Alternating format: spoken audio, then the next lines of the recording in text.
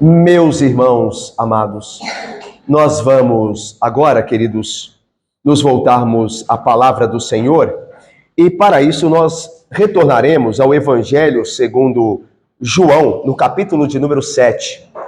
Evangelho segundo João, capítulo de número 7. Irmãos, há alguns bancos aqui à frente ainda, por favor, algumas cadeiras também. Nossa junta está auxiliando aí, os irmãos. Evangelho segundo João, capítulo 7.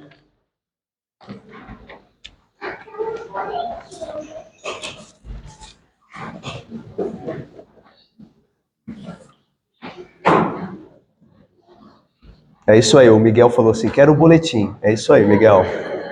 Viu, irmãos, como é importante o boletim? E viu como as crianças aprendem?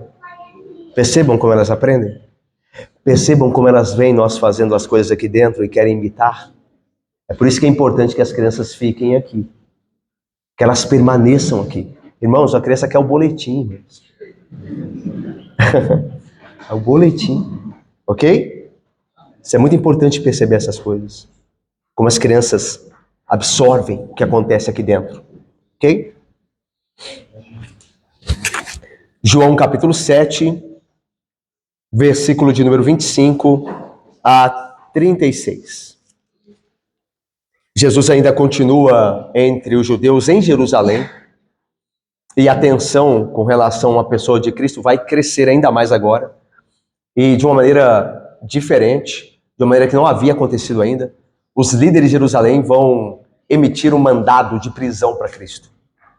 Até então eles estavam planejando como colocar as mãos nele. Agora eles vão tomar uma posição oficial, ou seja, agora ficar publicamente claro que Jesus Cristo não é uma pessoa bem-vinda, não é uma pessoa bem-quista, e que ele tem que ser eliminado de alguma forma. Isso vai se tornar público e oficial agora. Então veja que a tensão acerca da pessoa de Cristo, sua obra, suas palavras, seus ensinos, cresce, né, naquele ápice que vai levá-lo, aquele ápice, né, que seria de fato a cruz de Cristo, para onde ele está sendo levado, e pela causa que ele veio, foi enviado para a cruz, para aquela hora que João diz, né? Não é chegado a minha hora, diz Jesus. Não é chegada a minha hora. E quando chegar a hora, Pai, é chegada a hora. Então o Evangelho de João está nos encaminhando para aquela hora. Por isso a tensão, o ódio, a perseguição contra Jesus está crescendo. A cada capítulo nós passamos para aquele ápice da cruz, ok? Vamos ler então agora o versículo 25 até o 36. Então, acompanhe a leitura sagrada, depois nós oraremos. Diziam alguns de Jerusalém, não é este aquele a quem procuram matar? Eis que ele fala abertamente e nada lhe dizem. Porventura reconhecem verdadeiramente as autoridades que este é, de fato, o Cristo? Nós, todavia, sabemos de onde este é. Quando, porém, vier o Cristo, ninguém saberá de onde ele é. Jesus, pois, enquanto ensinava no templo, clamou dizendo, vós não somente me conheceis, mas também sabeis de onde eu sou? E não vim porque eu de mim mesmo quisesse, mas aquele que me enviou é verdadeiro, aquele a quem vós não conheceis. Eu o conheço porque venho da parte dele e fui por ele enviado. Então procuravam prendê-lo, mas ninguém lhe pôs a mão, porque ainda não era chegada a sua hora. E contudo, muitos de entre a multidão creram nele e diziam, quando vier o Cristo, fará porventura maiores sinais do que este homem tem feito? Os fariseus, ouvindo a multidão murmurar estas coisas a respeito dele, juntamente com os principais sacerdotes, enviaram guardas para o prenderem. Disse-lhes Jesus, ainda por pouco de tempo estou convosco e depois irei para junto daquele que me enviou. Haveis de procurar-me e não me achareis. Também aonde eu estou, vós não podeis ir. Disseram, pois, os judeus uns aos outros, para onde irá este que não o possamos achar? Irá, porventura, para a dispersão entre os gregos, com o fim de os ensinar? Que significa de fato o que ele diz? Haveis de procurar-me e não me achareis, Também aonde eu estou, vós não podeis ir. Vamos orar? Ó Deus Santo e bendito, dá-nos a graça de buscar a Teu Filho em tempo de poder achá-lo. Abençoa-nos então agora, que Teu Filho nos ensinará, através da Sua palavra e de Seu Espírito. Abençoa-nos, ó Pai. Em nome de Cristo nós oramos, com perdão dos pecados. Amém. Amém. Meus irmãos, quando nós falamos então a atenção com relação à pessoa, obra e ensino de Cristo, cresce agora. Pela primeira vez, oficialmente, guardas serão enviados para colocar as mãos sobre ele, para prendê-lo, ok? É o que este capítulo nos fala. Mas agora a atenção sai um pouco sobre as obras de Jesus no sábado, lembra? Que nós vimos no capítulo 7 ainda, no sermão passado, que por curar um homem no sábado, os judeus o odiavam. Lembra? Jesus disse assim, vocês me odeiam. Aí eles disseram, você está louco? Ninguém te odeia, ninguém quer te matar aqui. Aí Jesus diz, uma coisa eu só fiz no meio de vocês e vocês me odeiam por isso. E ele se referia à cura de um homem paralítico no sábado, ok? Mas agora a questão sai das curas de Jesus que realizava no sábado para o seu ensino e para a natureza da sua pessoa. Veja que a discussão no texto é, esse é o Cristo? Será que as autoridades estão entendendo agora que ele é o Cristo e por isso ninguém diz nada e ninguém faz nada contra ele? Disseram alguns judeus ali em Jerusalém. Depois no texto você vai ver eles falando, porventura o Cristo não faria sinais e prodígios? Alguém fará sinais e prodígios maiores do que este homem que está ao nosso meio? Então a natureza da pessoa de Cristo está sendo questionada aqui. Quem é este homem? Quem que ele é? Será ele o Cristo? Isso vai dividir os homens. Tanto que no texto você vê homens que passaram a crer nele, Rodrigo, e homens que passaram agora a colocar em prática o seu plano de prendê-lo, mostrando assim sua aversão, sua oposição ao Cristo. Então os homens estão divididos. É o que Cristo faz com os homens. Ele os divide. Ninguém pode ficar neutro diante da pessoa de Cristo. Lembra? Aquele que não é por mim, é contra mim. Quem não ajunta, espalha. Ninguém pode ficar neutro. Ok? Nenhum de nós aqui. Ok? Ou estamos por ele, ou contra ele. Ok? Mas veja só como começa o texto no versículo 25. Diziam alguns de Jerusalém, não é este aquele a quem procuram matar? É interessante, meus irmãos, que ainda no capítulo 7, no sermão passado nós vimos isso, que quando Jesus disse assim àqueles judeus que ali estavam em Jerusalém, vocês querem me matar. E aí os judeus responderam, alguns ali, dentre os judeus, melhor dizendo, não os judeus propriamente, mas dentre os judeus, disseram, você está louco? Quem é que procura matar-te? Você tem demônio. Você está falando coisas insanas. Lembra-se que nós vimos isso? A ideia de que o grupo que falou isso para Cristo era um grupo de galileus que estavam em Jerusalém e que não conheciam a política da cidade, que não conheciam, conheciam as intenções das autoridades. Mas esse grupo aqui conhece. Esse grupo que fala no versículo 25, melhor dizendo, sabe o que as autoridades pretendem com Jesus. Tanto que olha só o versículo 25. Diziam, não todos, mas alguns de Jerusalém. Vejam que eles são habitantes de Jerusalém. Eles não são galileus que vieram para a festa. Lembra que está acontecendo o quê? A festa dos tabernáculos, lembra? É o contexto, ok? Eles não vieram de fora, eles são da cidade. Eles moram ali. Eles conhecem a política da cidade. Eles conhecem os sacerdotes. Então, eles já sabem, esses aqui, já sabem que os sacerdotes, as autoridades estão querendo matar Jesus. Tanto que eles dizem, a pergunta é, não é este aquele a quem procuram matar? Se por um lado alguns estão ignorantes quanto à intenção das autoridades para com Jesus, outros não. Outros sabem muito bem o que está acontecendo. O que as autoridades, Josete querida, pretendem com Jesus. E por que eles estão aqui questionando as autoridades em termos de matar Jesus e olhando para a pessoa de Jesus aqui no versículo 25? Porque o que lhes impressiona aqui a esses judeus, habitantes de Jerusalém, é que, embora as autoridades queiram matar Jesus, o que eles confessam aqui, porque já sabem disso, ninguém coloca a mão nele. Ninguém diz nada. E ainda mais, esse Jesus a quem procuram matar é corajoso o suficiente para continuar ensinando no templo. Então, a questão aqui é essa. Como é que este homem, a quem estão procurando matar, continua ensinando publicamente? Que coragem é essa? Era para talvez ele estar escondido em algum lugar, com medo. Mas como é que este homem, que está sendo ameaçado de morte pelas autoridades, está aqui publicamente ensinando? Essa é a questão. E aí no versículo 26. Eis que ele fala, olha como é essa questão.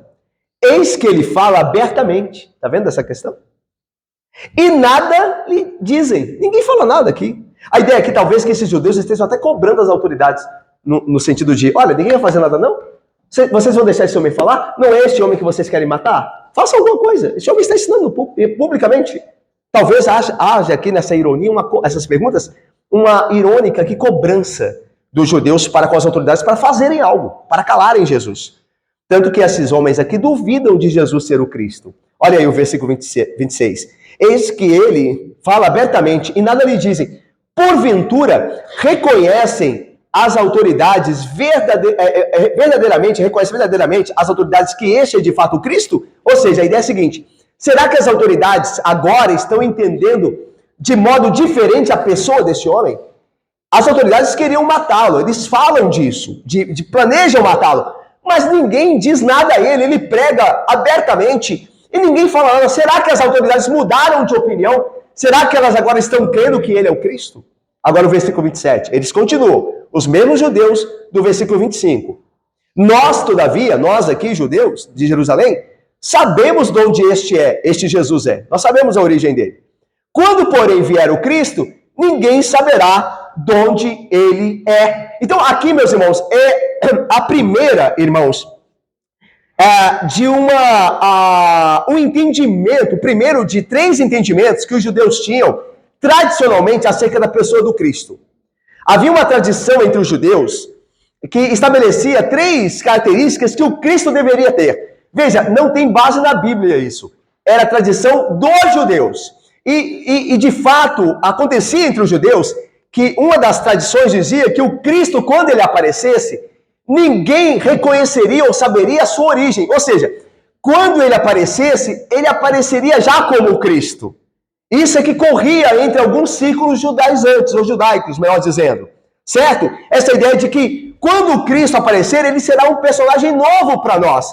E a questão desses homens aqui é, contudo, nós sabemos que esse Jesus é de Nazaré. Daí a ideia de, nós sabemos de onde este é. Nós sabemos que ele é de Nazaré. Nós sabemos que ele tem um ministério na Galileia. Nós já conhecemos, ele não pode ser o Cristo. Só que veja, eles não estavam fundamentados na palavra.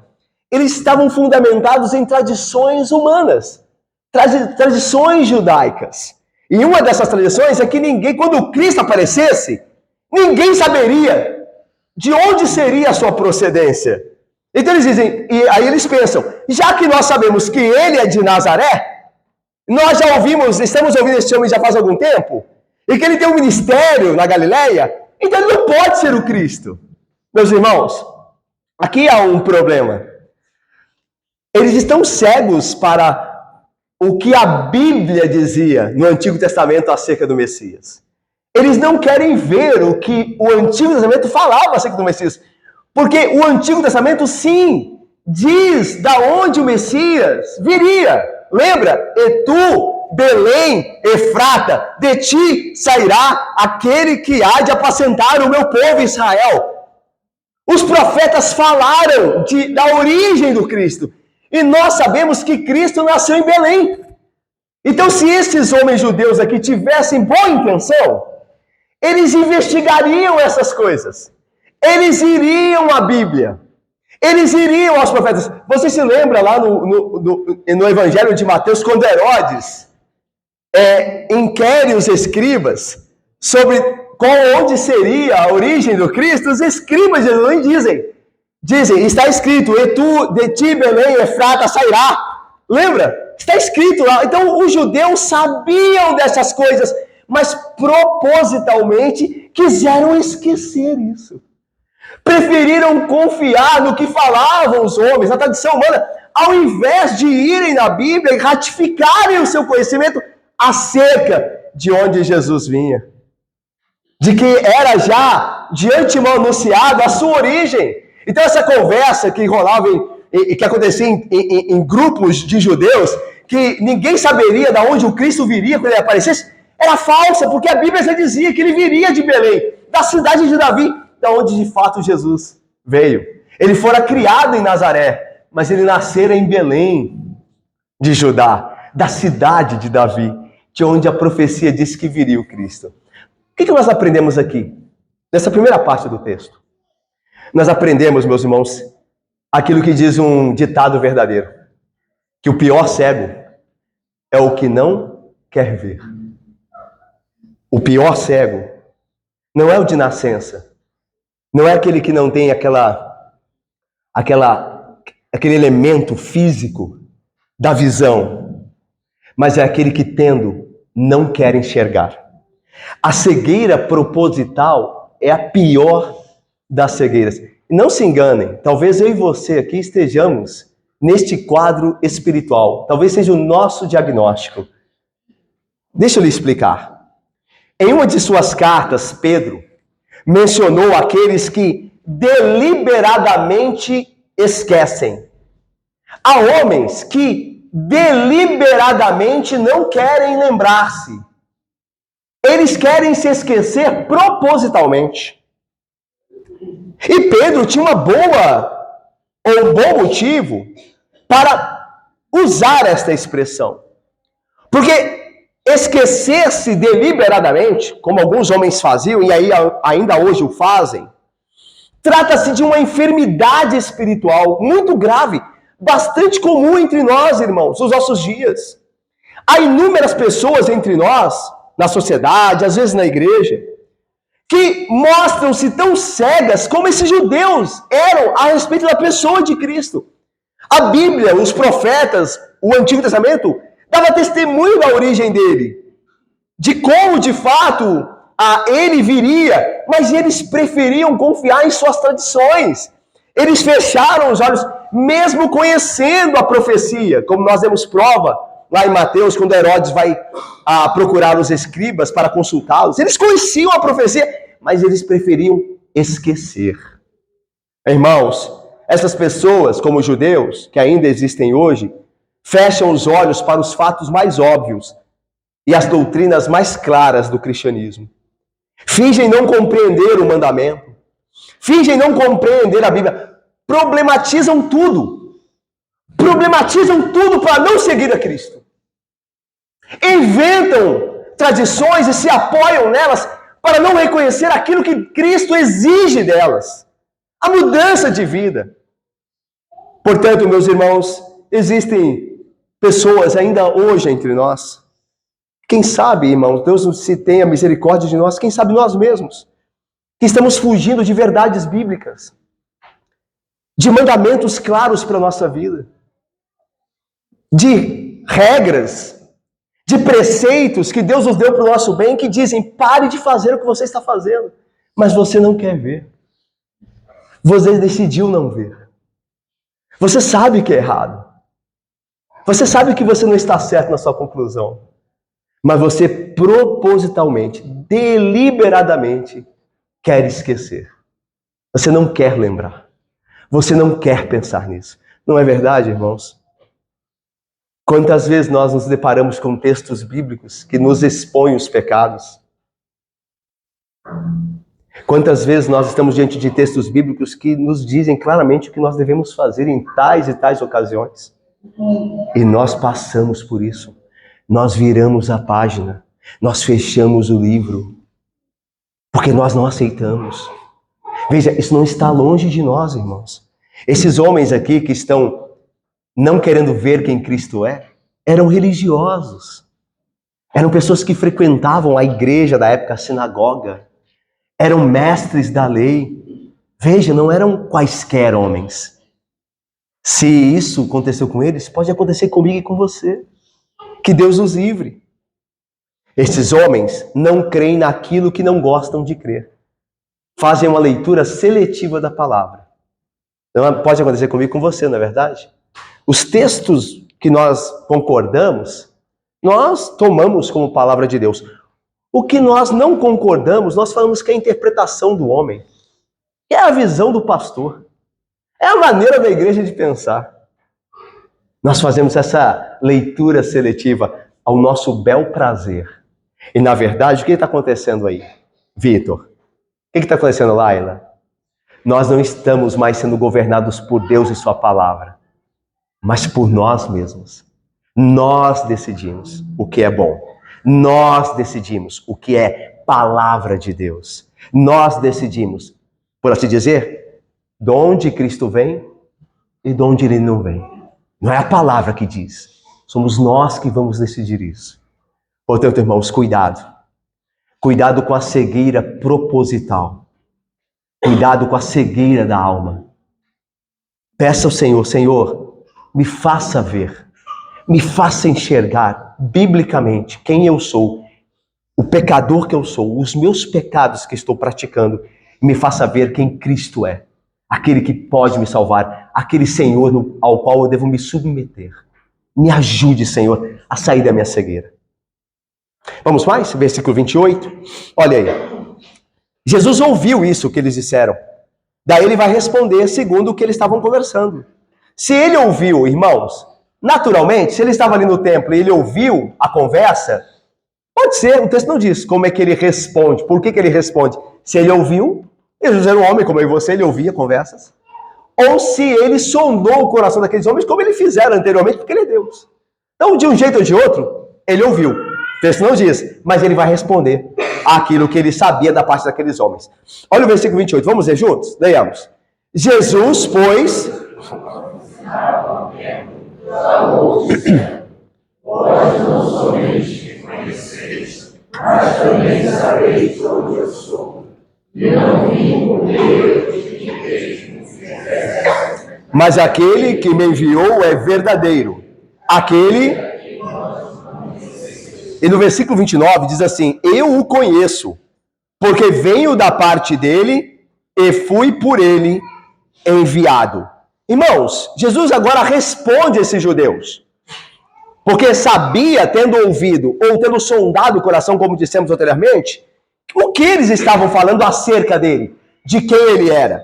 Então ele vai aqui responder dizendo, vós não somente me conheceis, mas também sabeis de onde sou. É provável, alguns intérpretes do texto grego trazem uma possibilidade dessa pergunta ser uma pergunta, ou melhor, essa frase ser uma pergunta irônica de Cristo. É possível que haja aqui, na gramática grega, uma intenção de colocar essa frase, como aqui está, como uma pergunta irônica. Então ficaria assim, então quer dizer que vocês me conhecem mesmo? E da onde eu sou? Porque, na verdade, eles não conheciam. Nós acabamos de ver isso. Eles não tinham atentado para o que a Bíblia dizia e a origem do Messias. Eles não sabiam nada sobre Cristo. Eles achavam que sabiam. Como muitas pessoas hoje, na verdade. Muitas pessoas se dizem cristãos, evangélicos, protestantes, calvinistas, reformados e não sabem nada. Você vê o culto deles, não tem nada de bíblico ali. Mas eles batem o pé com você e podem brigar com você dizendo, não, nós somos sim cristãos bíblicos reformados. Então veja, é muito comum nós, homens, nos enganarmos a nós mesmos. Ok? Então, Jesus diz aqui, é muito possível que seja essa leitura. Vocês então me conhecem e sabem de onde eu sou. Olha, vocês realmente me conhecem. E Jesus vai mostrar que eles não o conhecem, porque não conhecem aquele que o enviou. Tanto que isso fica claro. Jesus então não está concordando com eles que eles o conhecem. Mas, ironicamente, está afirmando, quer dizer que vocês me conhecem. E de onde eu sou? Muito bem. Vocês não sabem de onde eu sou, nem quem me enviou. Eu quero ficar claro aqui. Olha o final do versículo de número 28. Ele vai dizer assim, eu não vim, e não vim porque eu de mim mesmo quisesse, mas aquele que me enviou é verdadeiro. Aquele a quem vós não conheceis. Perceba o contraste? Nos versículos anteriores, os judeus dizem, nós conhecemos esse. Nós conhecemos. E Jesus diz assim, e Jesus contrapõe dizendo, vocês não conhecem nada. Vocês não sabem nada. Tá vendo o contraste? Vocês não conhecem aquele que me enviou. E do outro lado, nós conhecemos. E Jesus diz, não, vocês não conhecem. E veja que ele está lidando com pessoas de igreja aqui, tá? Não está falando com pessoas de fora. São judeus, de Jerusalém. Muitos deles ali poderiam ser autoridades, ou ligadas às autoridades. Ok? Religiosos. Nós conhecemos. Jesus diz, vocês não conhecem. E aí veja, mas antes disso ele diz assim, eu não vim porque eu de mim mesmo quisesse. Isso aqui, meus irmãos, não quer dizer que Jesus não teve disposição de vir, voluntariedade de vir. Pelo contrário, ele vai mostrar mais tarde em João 10 que ele veio porque ele quis. Ele diz assim, eu dou a minha vida porque eu quero dar a minha vida, não porque alguém tira de mim. Então há uma voluntariedade, um amor de Cristo em morrer pelos seus. Ele não está falando disso aqui, que ele não quis vir porque ele não se importou com ninguém. O que ele quer dizer aqui é que ele não veio na autoridade dele.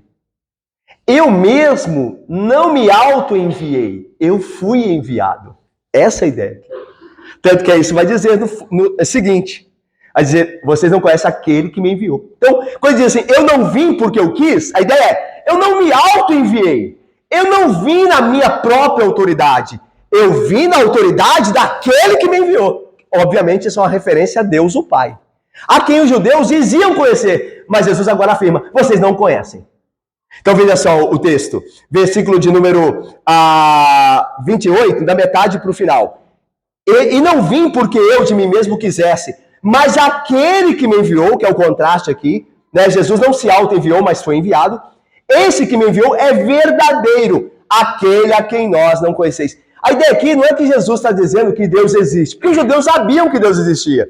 Quando ele fala aquele que me enviou é real, é verdadeiro. A ideia aqui não é Deus existe. Os judeus sabiam disso. A ideia aqui é a seguinte, ele existe como aquele que me enviou. Ou seja, o Deus que existe foi o Deus que me enviou. A quem vocês não querem reconhecer. E se vocês não querem reconhecer aquele que me enviou, vocês não o conhecem. Porque o único Deus que existe é aquele que me enviou. Aquele Deus que é Pai do nosso Senhor Jesus Cristo. Esse é o único Deus que existe. É o único Deus real. Deu para entender? Então eles criam num Deus que não era o real. Como hoje também é, irmãos. Hoje os homens criam seus deuses. Há um professor muito querido nosso, na época do bacharelado, que ele colocou de forma muito sábia, o que a Bíblia diz, que no início, quando Deus criou o homem, Deus disse, façamos o homem a nossa imagem e semelhança. E após a queda, o homem vive dizendo, façamos a Deus a nossa imagem e semelhança. O homem cria agora, ou quer criar deuses, segundo o seu entendimento, segundo a sua compreensão, mas eles não conhecem o Deus verdadeiro. Então eles criam um falso Deus. Eles criam um Deus que não odeia o pecado. Um Deus que permite toda forma de amar, não é o que eles dizem? Sendo que é claro nas Escrituras que nenhum adúltero, nenhum homossexual, se permanecer assim, nenhum promíscuo, nenhum imoral, nenhum lascivo entrará no reino dos céus. É claro, mas eles, lembra dos judeus? Eles não olham a Bíblia, eles começam a criar um Deus para eles. Eles começam a formar uma ideia de Deus. Não, o meu Deus, ele me perdoa por tudo que eu fizer. Eu posso vir do jeito que eu quiser, que ele sempre vai. E não é o que a Bíblia diz. A Bíblia diz, buscai ao Senhor enquanto se pode achar. Lá no profeta ele diz, não sou eu um Deus de perto, sim, mas também sou um Deus de longe. Eu sou um Deus que acolhe, mas um Deus que rejeita. Eu sou um Deus que salva, mas um Deus que condena. A Bíblia fala isso toda hora, irmãos. Mas eles não consultam a palavra, eles não querem. Lembra do cego que não quer ver? Eles formam um Deus. Segundo a imagem deles, segundo os prazeres deles. E às vezes eu e você podemos fazer isso também. Deus está dizendo que não convive com o pecado. Que usará da sua vara, até mesmo os seus filhos, se pecarem. E nós falamos, não, Deus não vai fazer isso comigo. Ele falou que ele é assim, mas comigo não. Comigo ele terá paciência, ainda que eu viva em pecado. Mas Deus não falou isso. Ele disse que vai corrigir você, que você vai sentir a vara dele, a mão pesada nele, se você continuar nos seus pecados. Mas você decidiu não ver. Como esses homens estão falando assim. E às vezes nós falamos, nós conhecemos a Deus. Irmão, deixa eu lhe falar. Aquele que conhece a Deus é aquele que guarda os mandamentos. Aquele que conhece a Deus é o que guarda os mandamentos. Se você e eu não guardamos os mandamentos, você e eu não conhecemos a Deus. E Deus não tem nada conosco. Lembra do que Cristo diz, ainda nesse evangelho? Aquele que tem os meus mandamentos e os guarda, esse é o que me ama, o que me conhece, o que tem intimidade comigo. E aquele que me ama será amado por meu Pai, e eu também o amarei e me manifestarei a ele. Aquele que tem os meus mandamentos e os guarda. Eu não estou falando de salvação, salvação por obras. Eu estou falando de relacionamento com Deus, que todo o salvo pela graça tem. E esse relacionamento com Deus se expressa no cumprimento dos seus mandamentos. Esse é o ponto. Nós somos salvos para as boas obras, para nos relacionarmos com Ele na guarda dos seus mandamentos.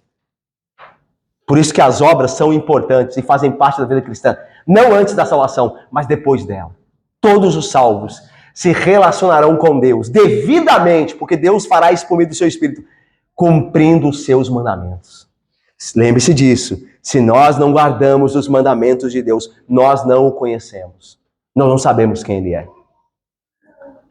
Jesus diz assim no versículo 29, eu o conheço, porque venho da parte dele e fui por ele enviado. Jesus já tinha dito isso de outra forma.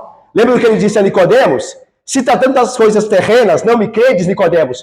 Como quereis se vos falar das celestiais? Aí Jesus completa, ora, ninguém subiu ao céu, senão aquele que de lá desceu, a saber o Filho do Homem. Ou seja, quem é que sabe as coisas de Deus, senão aquele que do céu desceu, que é o Filho do Homem? Jesus está falando dele. Quem conhece a Deus, senão Jesus? É por isso que é impossível conhecer a Deus, senão em Cristo. Porque quem é que conhece a Cristo, senão... Quem é que conhece a Deus, senão Jesus Cristo? Aquele que estava com o Pai e se encarnou e desceu do céu, mas antes estava lá, na presença do Pai. Como é que nós poderemos conhecer a Deus, senão por meio de quem estava com Deus, irmãos? De quem estava com Deus, de quem era Deus, de quem se encarnou, de quem veio lá do alto. Como é que conhecer a Deus é possível sem Cristo? Por isso ele diz, eu sou o caminho, a verdade e a vida. Ninguém veio ao Pai senão por mim. Ele é a única maneira, o Cristo da Bíblia, não o Cristo inventado. O Cristo da Bíblia é a única maneira de conhecer a Deus e ter intimidade com o Pai. Mas olha o que isso trouxe. Versículo 30. O que isso aconteceu? O que isso fez? Como é que isso soou os ouvidos dos que estavam ouvindo e como parte daquela multidão reagiu? Versículo 30. Vamos ler juntos? Então... Mas ninguém lhe pôs a mão, porque ainda não era chegada a sua hora. Então procuravam prendê-lo. Mas ninguém lhe pôs a mão, porque ainda não é chegado a sua hora. Eu vou terminar aqui, irmãos, e no próximo domingo nós continuamos. Mas eu termino com a exposição desse versículo e com a aplicação. Alguns judeus que estavam ali ouvindo Jesus, por vontade própria, quiseram colocar nele a mão. Veja, não são aqui as autoridades ainda. As autoridades ainda vão expedir o mandado de prisão. Aqui é a reação popular. Sabe aquela questão do lixamento? Não tem aquela ira popular, aquele levante popular de a ver que alguém é condenável e tomar as coisas na própria mão e querer fazer justiça? É o que está acontecendo aqui. Então procuravam prendê-lo. Da própria multidão que estava ouvindo. Porque ele diz, vocês não conhecem a Deus. Vai ouvir isso? Quem vai ouvir isso hoje? Você não sabe nada do que Deus diz. Você é um pecador, você precisa se arrepender. Não é fácil ouvir essas coisas. Esses homens não julgaram fáceis, duro discurso novamente, e quiseram prender Jesus. Mas olha só o que acontece aqui. Mas ninguém lhe pôs a mão, porque ainda não era chegada a sua hora. Eles tinham vontade e desejo de prender Jesus, de acabar com a vida dele. Mas ninguém naquela hora lhe pôs a mão. Por quê? Aí o texto vai olhar além das causas secundárias. Alguma coisa lhe impediu daqueles homens cumprirem com seu desejo de prenderem Jesus, naquele momento. Mas o João, o evangelista, ele nos leva para uma esfera maior. ele nos mostra que ninguém pôs a mão em Jesus porque não era chegada a hora dele ainda. Porque o pai tinha uma hora para o filho. E como não era chegada essa hora, nenhum dos seus inimigos pôde colocar as mãos nele. Isso aqui está falando de soberania divina. Que tudo o que acontece, acontece na hora que Deus quer que aconteça. É claro que existem causas secundárias. Quando chegar a hora, Deus vai, de fato, permitir que seu filho fosse preso, e faria isso através dos guardas do templo. Lembram que foram até o Getsêmani e colocaram nele as mãos? Né? Os guardas e a vontade deles e as autoridades com ódio a Jesus são a causa secundária. Mas eles só fariam isso naquela hora porque Deus disse, o Pai disse, chegou a hora. Enquanto não chegou a hora, ninguém faz nada com meu filho. Veja, eles já queriam matá-lo, mas ninguém colocou nele as mãos. E a gente vai ver posteriormente que eles vão enviar os soldados, as autoridades, e os soldados não vão colocar nele as mãos. Por quê? Porque Deus não permite. O que isso ensina? Ensina, irmãos, que a mão de Deus prevalece sobre os inimigos do seu povo, do seu filho. O texto nos informa que os judeus incrédulos, como vimos, procuravam prender nosso Senhor.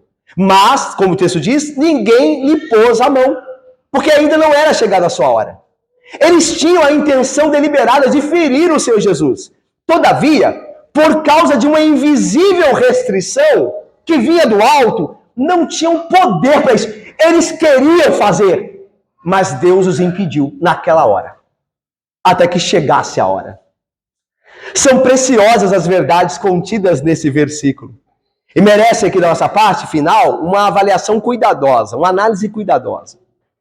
Aqui, esses versículos mostram nitidamente que tudo que Cristo sofreu foi por sua própria e livre vontade.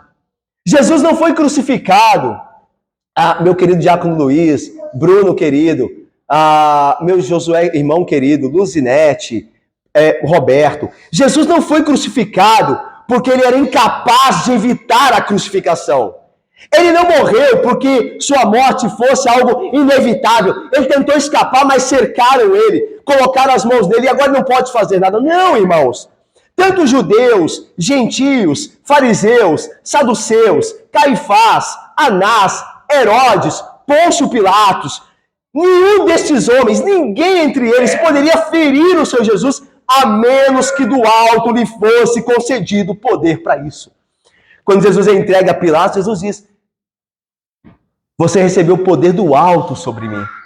Você não poderia fazer nada contra mim se do alto não lhe fosse dado o poder para isso. Deus, o meu Pai, me entregou nas tuas mãos. Mas se ele não quisesse, você jamais tocaria em mim. É isso que a Bíblia está dizendo acerca de nosso Senhor. A paixão de nosso Senhor Jesus Cristo não poderia ter sido o início, poderia ter início antes do momento designado por Deus daquela hora. Esse é um grande mistério, mas é um mistério verdadeiro. Agora a aplicação para mim e para você. Os servos de Cristo, em todas as épocas, isso inclui obviamente eu e você, se cremos verdadeiramente, devem guardar em seus corações esse ensinamento e relembrado nos momentos de necessidade. Esse ensino de que a mão de Deus está sobre os inimigos e as mãos dos inimigos não podem levantar-se contra os filhos de Deus, a não ser que Deus tenha algum plano nisso. Esse ensino nos traz conforto indizível, pleno e sublime. Esse ensino jamais deveria ser esquecido pelos que habitam no mundo que Deus governa. E governa este mundo, governando sobre todos os acontecimentos e sobre todas as épocas. Nada acontece sem que Deus permita. Lembra de Jesus dizer, até os fios da cabeça de vocês estão contados e nenhum só deles cairá. Irmãos, fios da cabeça. O que é que se importa? O que é que se importa? Talvez a gente que esteja ficando mais careca se importe um pouco mais. Mas, fios. Gente, fios. Caiu um fio na minha cabeça hoje. Você fica contando essas coisas? Pois Deus diz, todos os fios da cabeça de vocês estão contados. E nenhum deles cairá. Nenhum deles cairá sem que Deus, o Pai, diga caia. Quanto mais as coisas preciosas para vocês, a vida do seu cônjuge, a vida do seu filho, a sua vida espiritual. Deus tem governo sobre essas coisas. Tristeza, enfermidade, pobreza, perseguição nunca poderão atingir os crentes, a menos que Deus considere conveniente. Nós não estamos dizendo que tristeza, enfermidade, pobreza, perseguição não vão nos atingir. Essas coisas podem nos atingir, se Deus julgar conveniente. Se Deus não julgar conveniente, nada pode nos atingir. Mas, às vezes, Ele julga conveniente permitir que seus filhos passem por tribulação. Eu vou terminar aqui. Vocês estão vendo que há um discurso contra a igreja crescendo? Vocês estão percebendo isso? Nas mídias sociais, nas declarações agora não mais ocultas, mais públicas, que o grande problema do ódio são as igrejas, é a Bíblia. Agora, numa das cidades lá da Europa, em uma dos países da Europa, em uma das suas cidades, desse país da Europa, no dia 15, ontem, né? Ontem foi 15, houve uma queima de Bíblias lá. Você percebe? Essas coisas estão crescendo. Elas estão tomando corpo. E veja, isso pode assustar alguns, mas para aqueles que conhecem a palavra, isso é a esperança de que os últimos tempos estão se cumprindo. Deu para entender? Tem duas maneiras de você ver isso. Você ficar com medo disso e você ficar feliz porque as coisas estão se cumprindo, está chegando a hora. Isso não é novo o que está acontecendo. Deus falou que ia ser assim. Você e eu que não estamos lendo muita Bíblia. Porque se nós lermos, nós não ficaremos surpresos com isso. Lembra do que Pedro diz? Irmãos, não fiquem surpresos com fogo ardente que há no meio de vós, destinado a provar. Vocês estão surpresos com isso? O que vocês estão achando da vida cristã? Que o mundo vai viver com a gente aqui, com as mãos dadas, até a vida de Cristo? Que vocês não serão perseguidos? Que não haverá cruz para vocês? O que vocês estão pensando? Você acha que isso não vai chegar aqui? De alguma forma? Chegará, meu irmão. E você tem que estar preparado. Você tem que estar preparado. Eu e você temos confiado muito no nosso braço, que a política vai mudar essas coisas, mas ninguém vai mudar a agenda de Deus. Isso não quer dizer que a gente não deva denunciar o que há de injusto na política, ou em qualquer outra esfera. Eu não estou dizendo isso. A Bíblia diz, os profetas denunciaram a injustiça, eles clamaram contra, mas ao mesmo tempo cientes da agenda de Deus. Que a igreja deve clamar, sim, mas quanto ela mais clama, mais perseguida ela será. Então, se eu e você não estamos entendendo isso, é que nós não olhamos direito. Nós não olhamos direito. Mas nisso tudo, e aí que está o ponto, nada nos acontecerá sem que Deus queira. Nada. Ninguém vai tocar na sua vida, na vida da igreja, sem que Deus permita. Deus pode permitir, porque Ele julgue conveniente. Ele diga, não, eu quero que haja uma perseguição sobre a igreja de Caraí. Eu quero que o meu filho na igreja de Caraí, o fulano, seja perseguido no trabalho dele. Para prová-lo, para melhorá-lo, para fazer com que ele confie mais em mim. Ele tem orado pouco, ele tem me buscado pouco, mas esse fogo que eu enviarei para a sua vida fará com que ele se aproxime de mim. Eu farei isso, por meio do fogo que eu vou enviar, por meio do meu Espírito, eu farei que ele me ame mais, e confie mais em mim. Deus pode julgar essas coisas convenientes. Nós devemos estar preparados. Preparados. Mas saiba, nada, nenhum inimigo, nenhuma força, nenhuma potestade agirá sobre nós sem que do alto lhe seja dado poder, sem que Deus permita para um bom plano, para a bem-aventurança nossa. Confiemos em Deus e nos preparemos, ok? Que Deus abençoe. Amém, irmãos.